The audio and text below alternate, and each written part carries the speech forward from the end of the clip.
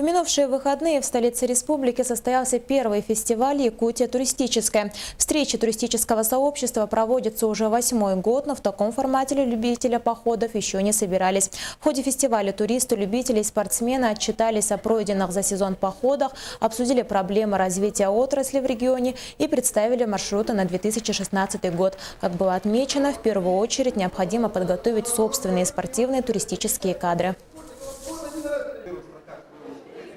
Значит, сейчас ведем переговоры для того, чтобы какой-то спортзал где-то в какой-нибудь школе организовали, для того, чтобы ребята, школьники учились наводить переправу, навесную, скажем, технику страховки, безопасности и так дальше, и так дальше. То есть перспектива для чего мы работаем с молодежью? Чем больше мы работаем с молодежью, тем дольше спортивный туризм в республике будет жить. Соответственно, конечно, если у нас будут кадры, ну и так дальше. Логически.